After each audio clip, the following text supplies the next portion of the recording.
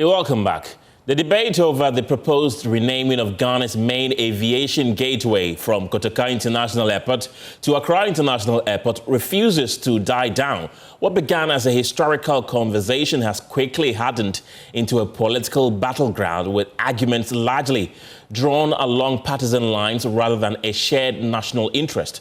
And at the heart of the controversy are critical questions that remain unanswered. Who truly deserves to be immortalized as the face of Ghana's biggest airport? What objective criteria should guide such a decision? And beyond symbolism, what really are the economic implications of changing the name, and who ultimately bears the cost? If the financial burden will fall on the taxpayer, then I believe the taxpayer must also have a voice in the decision process. To unpack the historical, political, and legal dimensions of this debate, we're joined on Zoom by our political scientist and historian, Dr. Asah Asante, and also lawyer Lom Nuku Al-Hijah. He's a law lecturer and energy expert. Gentlemen, glad you could join me this evening. Let me begin with you, Dr. Asah Asante. We've heard the arguments from political actors both defending and opposing this proposed renaming, largely along ideological lines. But I want to find out from you, from an academic and historical perspective, what really are the principles that should be guiding the renaming of national institutions? Thank you. Let me just take you a little back to, if we look at all the conversations that have happened so far, they are nothing but talking about why coups are desirable and why they are not. Basically, that's what they are looking at. So there are a group of people, the Dankwa group, who believe that, yes, Kotoka's coup was desirable because he tried to liberate people and the rest of them. Those who are from the Dankwa group, they believe that, look, that was, an aberration. It was illegal and all that. If you follow from there, you are likely to understand from publications of Legon Observer that as soon as the 66 coup happened, the people's scholars from both camps decided to write what went wrong, what went right. Fast forward, this debate takes us to what? End of coups. We experienced a number of coups, 1966, 1972, and the rest of them, up to 1981. Then we realized that there was the need to end coups. So that gave birth to what? The writing of the Constitution of 1992. The Constitution ended all conversation about coups, whether they are desirable or not. And if you look at Articles 3 and Article 19, Clause 17, it gives you a fair idea about any attempt at dealing with, trying to overthrow this Constitution. The people have the right to resist that, and then you commit, under Article 3, high treason and the rest of them. So for me, you realize that we have come to the end of the road, giving coups. So we are not interested in rewarding any coup maker of anything. Because we believe that we've had enough. Then we move on to crown it all. President Kufuor introduced the national reconciliation. We know that the meaning of the reconciliation is that a lot of wrongs have been done against people of this country. So we wanted to end it with what? A reconciliation, so that people can move freely, and then all the pain, the state will try to assuage them. I urge people to read Professor Kofi Kumadu's article that he wrote. He said, forgive us our trespasses. People have trespassed against us. So the national reconciliation came in to serve as that platform, to make sure that all the wrongs that we have done we are forgiving those people, and the state has taken charge. Those who needed to be compensated, they have been compensated, and the rest of them. So from there, we don't want to hear anything about who and who did what and to glorify them. Listening to the conversation, what I find missing is that we need a body that will be tasked with the responsibility of, looking at those who deserve honors in this country. And you want to immortalize them, you want to give them monument and the rest of them. That body, we must have a body that will look at all these things and look at those who deserve and those who deserve not those, honors. And it appears to me that because we don't have that, people get up and they say, well, we are doing this, we are doing that. It creates contradictions, and then it disturbs our history, and it creates all manner of problems. People are saying that it is good to maintain Kotoka's name, simply because, look, he was a liberator, and it tells part of our history. Yes, it is true. History is nothing but how we have arrived here from where we come from, all right? So if you go into the textbooks, they explain all these things. But when you want to raise monument in honor of some people, I believe strongly, if you had a body that look at all these things, these problems will be a thing of the past, and that will be able to honor people appropriately, and then forget about the conversation as who did what and who did not do what. So for me, that is a little that I have to plug in this hole that we have in the conversation. Let me bring in Dr. Alija in at this point. What is your position on this raging debate as well? Well, I think I agree in some respects to what Doc has said. Of course, there are other dimensions that also come in, especially from my side as a legal person.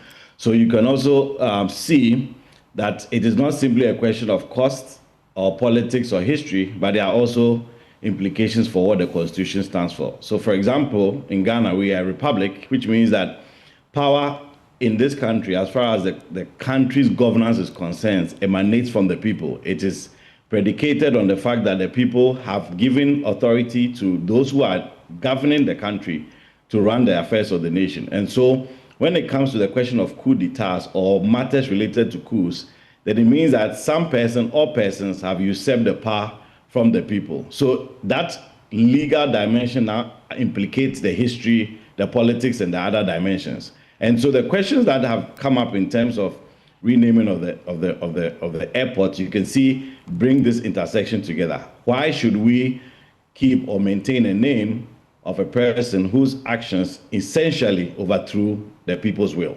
Mm-hmm. And as we know, the constitution that we currently operating under also re-emphasizes that same value, that at any point in time, we know that the constitution, the supreme law of the land, it is what governs everything that we do in the land. And because of that, there are certain values that emanate from it. And those values relate to the fact that power emanates from the people.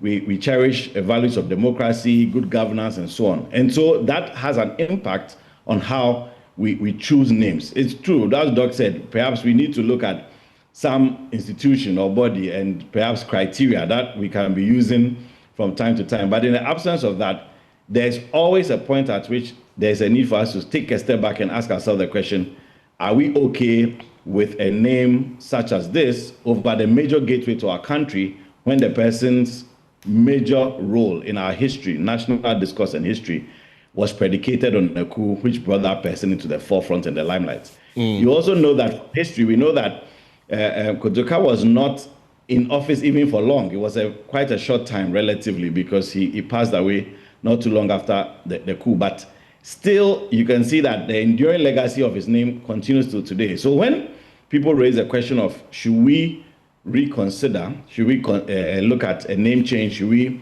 perhaps have a debate or discussion about it, it is very appropriate given the current constitutional dispensation. And I think that if you look at it from that angle, you will see that there is a need for us to revisit it, because the image we are putting out there, anybody who comes to Ghana through that gate too and decides to do research on Ghana, what name is this? What's the meaning of Kotoka?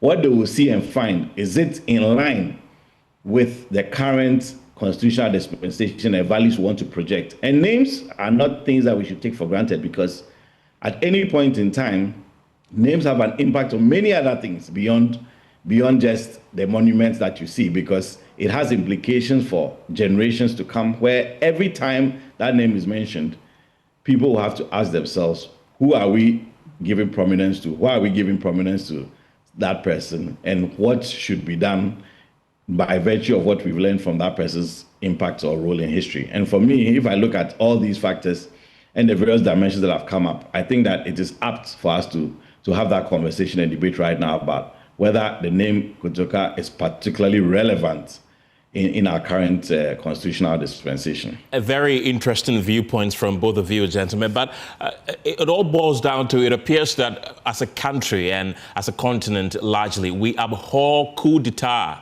or coup leaders, but we tend to have preference for people who turn out to be dictators, which is a debate that others have also raised, because there are others who are also calling for the name of Kwame Nkrumah to be put on the international airport. But there are others who are also arguing that by the time Kwame Nkrumah was overthrown in 1966, he had effectively become a dictator. Why do we project him as a liberator, and others, or a coup leader like Kotoka, who others also see as a liberator, we don't see him in the same limelight? Let me bring that question to Dr. Asah-Asante. Yes, I follow that conversation, but it boils down to the same fact that we need a body. If every issue we want to throw it out to the people to discuss, we may not end it. And that is why we want to have a small body of people who represent us, and then look at a certain criteria and use it to, define who qualified for monument or not. If we get that, then that conversation, what you are talking about, would dovetail into that conversation, whether somebody is a dictator, is a liberator, and all that. But you see, if you follow what you are saying strictly, you are not going to honor anybody in the country, because leaders have their good side as well as their bad side. If you look at the republics, the democratic one that we have had, we've had the twists and turns of all the regimes. So on that score, we are saying that, look, because of that difficulty, have a body so that the body can look at all these fine details, have a criteria, and then honor people. The issue about honoring, heads of state, putting their name on, important facilities, that of national character and all that.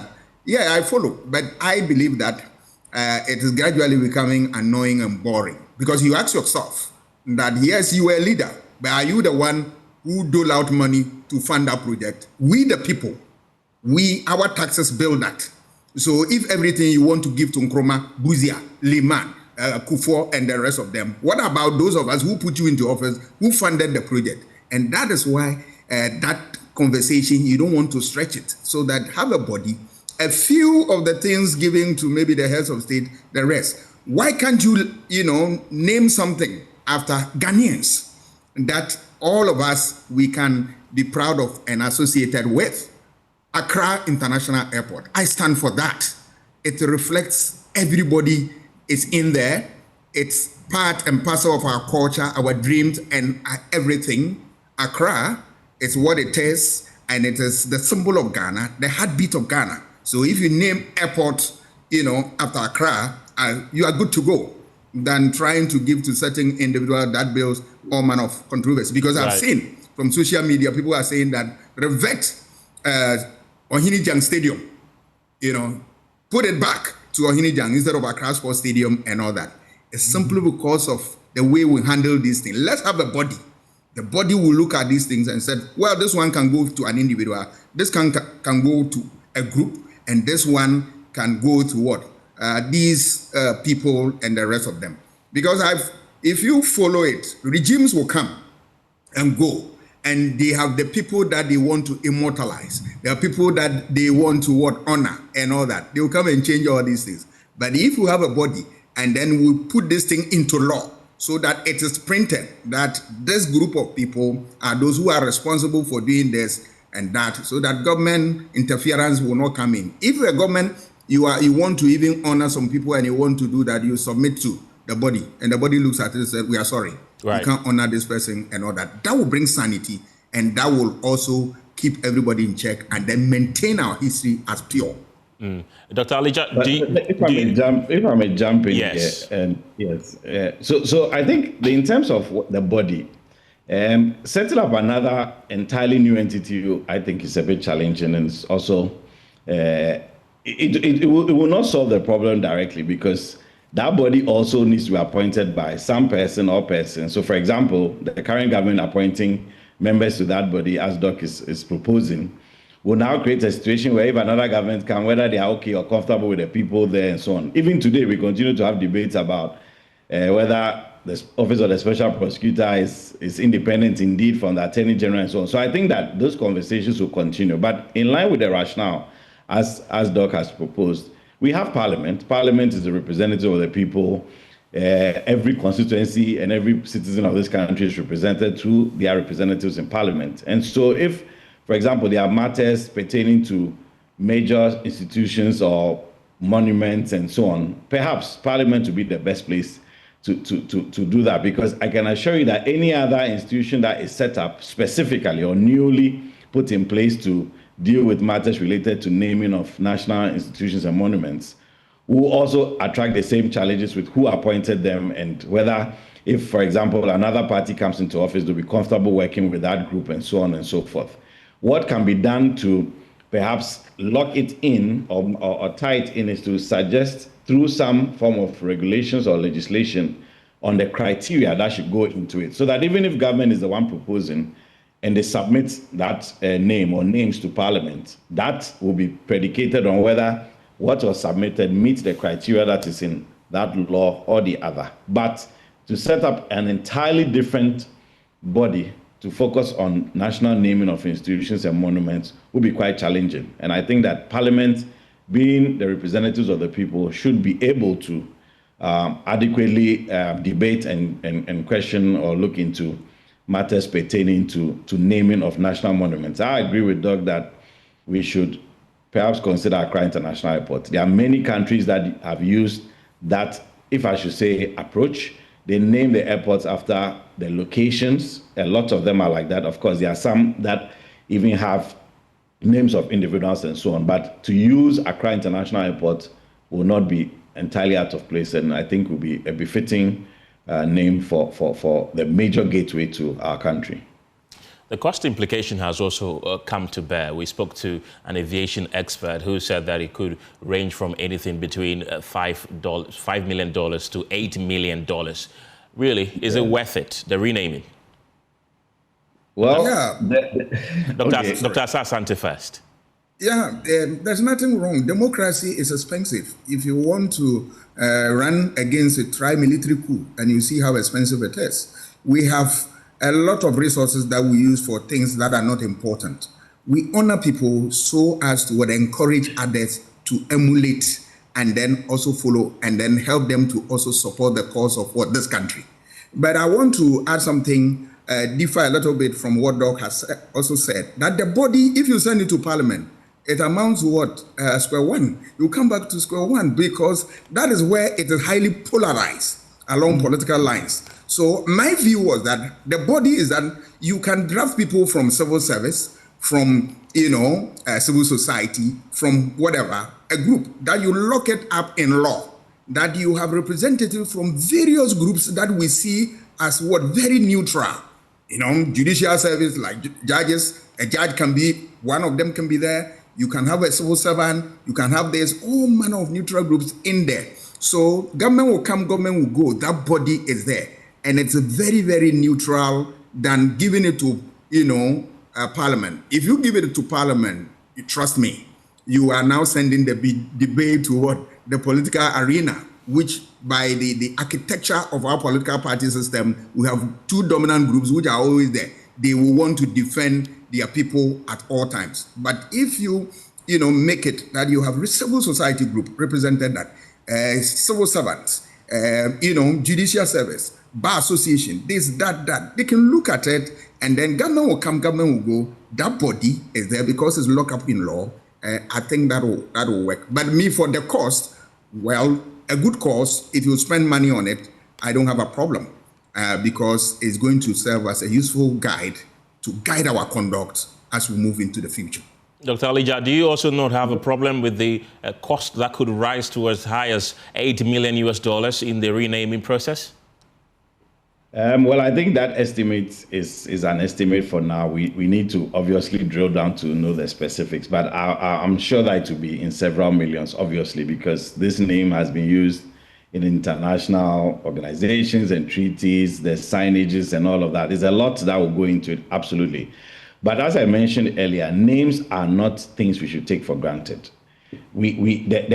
For example, the cost of honoring somebody who should not be honored in the long-term impact on generations cannot even be quantified.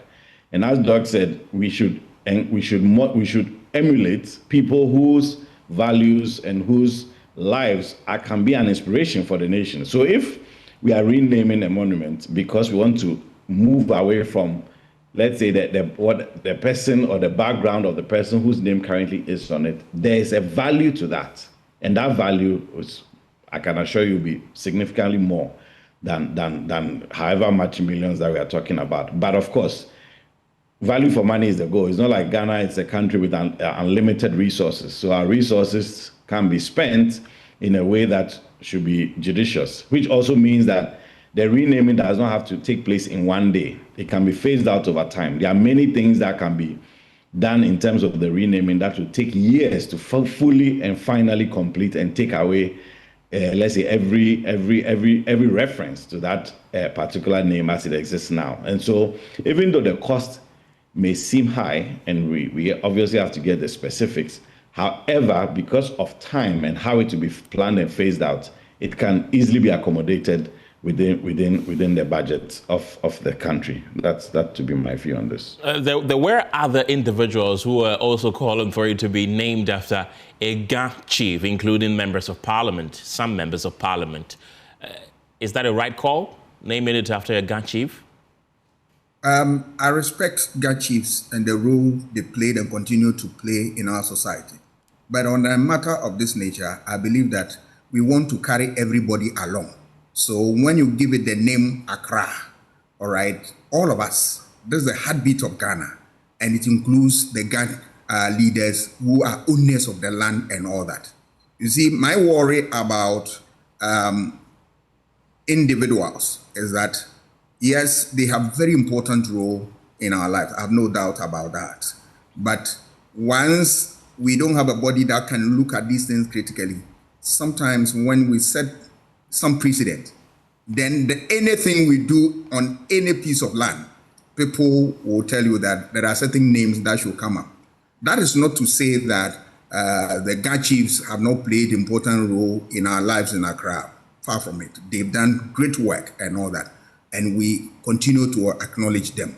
But we can even build other monuments for them, right, and then erect them somewhere in their proper place. But all these things can be done if we have a body that I'm talking about. They will look at the pros and cons, and at the end of the day, whatever they decide, you realize that everybody will be fine with that decision. Right. Dr. Alija, in 30 seconds, I want to pick your thoughts on that as well. Do you think it should be named after a Ga chief, as some quarters of the country are calling for? No, I also don't think so. As I indicated, let's maintain the location. Accra International Airport will be a good and befitting name, and that's I think that there are many opportunities for monuments to be named after individuals, including chiefs and so on, but that needs to be reserved for other monuments, not the airports. Right. Dr. Alija is a lawyer. Thank you very much. Earlier we heard from Dr. Asa Sante. He's also a lecturer as well. Let's bring you more stories and take you to the seat of government, where President John Mahama's 3-day state visit to Zambia has put Ghana back in the global spotlight. Well, the visit produced 10 key bilateral agreements strengthening cooperation across critical sectors.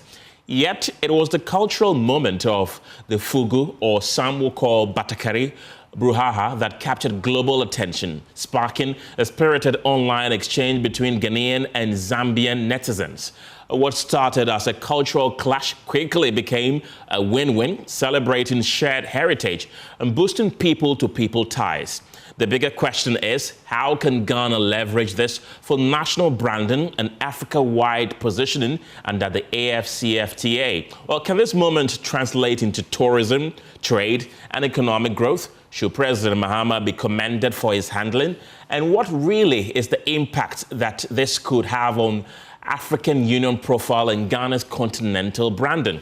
To explore these issues, I'm joined on Zoom by Professor Eche Sikanku. He's the Dean of the School of Journalism and Media Studies at the Institute of Journalism, UNIMAC. Professor Eche Sikanku, grateful for your time. this evening. Did Ghana tangibly benefit from President Mahama's recent visit to Zambia? And if so, what are the reasons?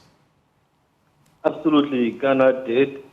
These are moments that you cannot really create. It was an authentic moment. It was a very organic moment, and it is every PR or every branding person's, dream to have it. But it came very naturally, very organically, and I would say it was a great gift, a great PR or branding gift, a great branding moment for the country. Why is it so? Because it immediately elevated the Fugu to a status as an international, traditional African attire. And this was a break moment for the Fugu. I think it was a very big moment of reawakening. Right. But the Fugu had finally captured that attention. Right. So I think it was very happy to Ghana because it was a great moment, for us to tell our national Okay. Professor Ejesikanku, the line is getting bad, so if you can kindly reposition yourself, I'll be grateful. But speaking of the Fugu, how do you assess President Mahama's handling of that brouhaha, and what message did it send regionally? Well, he handled it very well. If you look at his presidency, he has always been somebody who has been predisposed wearing African attire. And so this is a very natural, gesture. And so his consistency and his commitment to wearing an attire like this was contributed to such a moment. President Mahama, therefore, has always been a custodian of our cultural tradition and our cultural attire. And he has contributed in a very significant way to the use of cultural diplomacy as a way to sell the country, to sell this continent. And we also have to praise the Zambian president as well, because he also had a posture of cultural respect, and he encouraged his countrymen to buy the Fugu. He said he was going to order some for himself, and he tapped into the Fugu as an example of African pride, of African culture and African tradition. And this is really what we should be doing as Africans. We should be telling our own story. The stories behind the Fugu. It's not just fashion, but it's also about the values that it embodies. The strength, the resilience, the power, the respect, the authority. So this is also a very good way of contributing to global publicity, free global publicity for the Fugu. Right. Speaking of global publicity, what concrete opportunities does this movement present for rebranding Ghana on the African and really global stage? Yes, it presents a very great opportunity, and hopefully the government would be able to launch a national Fugu policy or a national Fugu reawakening policy. Right. Sorry to cut you, but speaking of that as well, the president has declared Wednesdays as National Fugu Day. Excellent. Thank you very much. So this particular declaration is in the right direction. It also contributes to a national Fugu fashion campaign. Hopefully, it will move beyond just Wednesdays to other major programs and initiatives which would concretize the Fugu as a major official national attire. And there are so many things that could be done in terms of the link to the economy. It could serve as an opportunity for tourism. People could go and visit the places where they are woven to see how it's being done. We can invite a lot of people, both within Ghana and the diaspora, to do that. And hopefully, we also take steps to make sure that it moves just from declaring it on Wednesdays in Ghana as the national attire to also featuring prominently on international catwalks, fashion festivals, and other cultural forums. President Mahama has played a very major role in making sure that the African identity is espoused. And at at different forums is one of the things that can be done is to encourage government officials to wear the fugu even at international events. There's going to be the AU summit. He's a big champion at the AU soon, going to be the chairman or the president. And so making sure that fugu diplomacy continues on the continental level in a very strategic way will contribute to making sure that it does not fade away. Right. So this is one thing that can be done in terms of elite normalization, when a lot of elite ministers, presidents, foreign officials, respected officials wear it. Other people then begin to see it as normal, and then they continue. So beyond Ghana, yes, it's important to reframe it, as a Pan-African moment, as a Pan-African heritage, and then hopefully it will be embraced even beyond the continent. It appears that fugu was already a hot commodity, because when that argument started on social media, just that very day, a lot of people started posting pictures of them wearing their fugu that they had won already, not just that day. And does it present a good opportunity for the people who engage in this business? The people, who engage in the fugu business, most of them are up north. Do you think this is going to expand their business? Do you think it's going to whip up interest? People would also want to know how fugu is done and, help the trade of fugu within Ghana and outside the country eventually? Absolutely. One of the major, things that can be benefited from this is the large-scale commercialization of the fugu and the ability to promote the creative and fashion economy as far as the fugu is concerned. Right. Like you rightly said, a lot of Ghanaians were used to it, but this takes it to another level. So it is very important that a certain commercial and business angle, even international business angle beyond the country, is looked at. There are so many orders for the fugu now. There's a lot of demand for it. So the whole idea would be to see how to even modernize it, how to fuse it into our own existing culture. There could also be weaving workshops for the youth or for other people who are interested in this particular trade. And then it can serve as a major source of export for the country, which will bring in a lot of income. It will serve as a source of employment. So this is not just a branding win.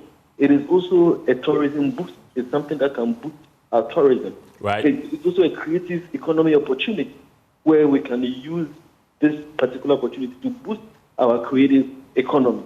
So the benefits are really huge. They are really large. And hopefully we'll use this opportunity to not just reframe the movement as a shared African heritage or African culture anchored from Ghana, but we'll be able to tell the story, the African story, or reassert African identity. We will also be able to make sure that we gain from it, or we capitalize from it in an economic sense as well. Professor H.A.C. Kanku, always glad to have you on any of our shows to share your expert analysis. He's the Dean of the School of Journalism and Media Studies at UNIMAC IJ.